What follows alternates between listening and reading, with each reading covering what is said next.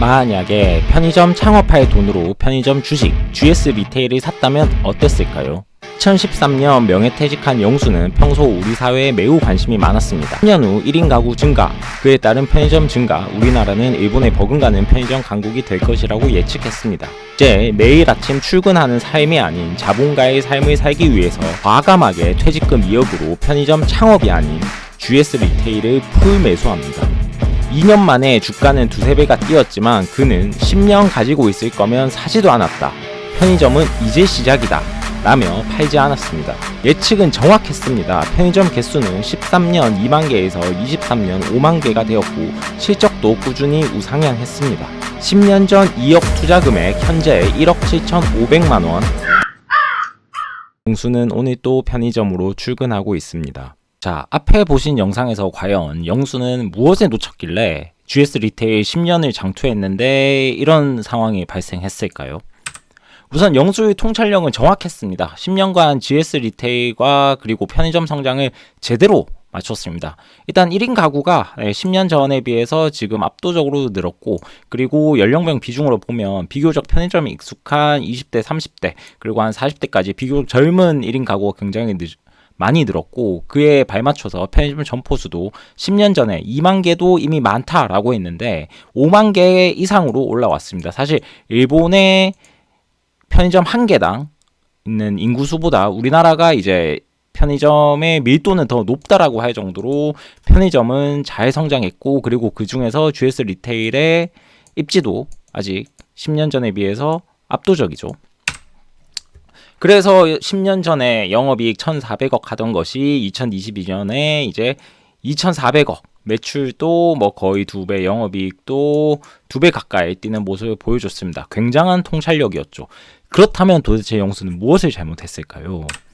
영수는 일단 안타깝게도 그게 그 GS 리테일이 코스피에 있었다는 것과 GS의 지배구조로 인해서 주주환원이 안 좋다는 점, 두 번째는 편의점이 아니단데 한 개씩 살펴보도록 하겠습니다.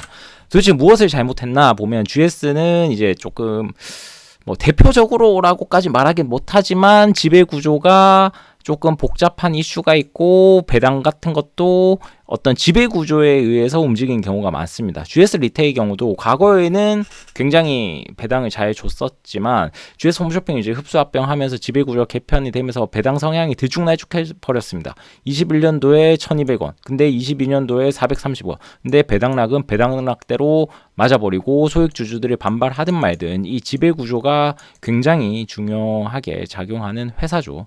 그래서 이런 지배구조 이슈를 놓쳤다. 우리나라 코스피는 순수하게 접근하면 안 된다. 그래서 역시 보시면 이제 일본의 세븐일레븐 상장되어 있는 세븐아이 홀딩스인데, 보시면 10년 전보다 편의점이 성장했죠? 성장하면 역시나 주가는 올라갑니다. 인플레에 발맞춰서 코로나 시기에 주춤했지만 결국에는 정고점 부분에서 주가가 형성돼 있고요. GS 리테일 보시면 이만큼 올라갔다가 편의점에 대한 기대감 뭐 등등으로 이만큼 올라갔다가 그대로 축 떨어져 버려서 10년의 장투에 썼으면 오히려 지금 마이너스인 상황이죠.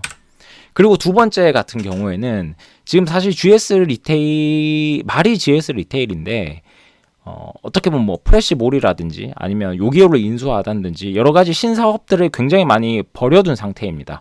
그렇게 신사업을 벌인 것 중에서 잘 된 것도 있어요. 파라다이스 호텔 같은 경우는 GS 이번에 실적 발표됐을 때 GS 리테일에 큰 기여를 했지만, 사실 호텔 말고 이제 대부분의 신사업들은 적자를 면치 못하고 있습니다. 뭐 라라 그 화장품 유통업 같은 경우는 사실 접기도 있고, 이런 게 왜 일어날까 생각을 해보면, 사실 전문 경영인이 이끈다고 해서 뭐 전부 다 잘 할 수 있는 건 아니지만 우리나라 기업의 많은 특성상 재벌가 집안의 사람들이 먼저 자리에 앉고 그 사람들이 제발 경영을 잘했으면 하면서 이제 기도 메타로 모든 사업들을 바라봐야 합니다. 이런 부분들이 아무래도 뭐 호텔은 잘 성공시켰지만 다른 많은 부분들에서 적자를 내면서 GS 리테일 주가를 끄집어 내렸지 않나 싶습니다. 하루빨리 자본가가 되는 영수가 되었으면 좋겠습니다. 우리나라에도 이렇게 10년 후를 잘 내다보고 10년 후에 기업 이익을 잘 내다보면 그냥 정말 순수하게 그 EPS에 맞춰서 주가가 움직이는 그런 코스피가 되었으면 좋겠습니다. 이상 천호개미였습니다. 구독, 좋아요 꼭 부탁드리겠습니다.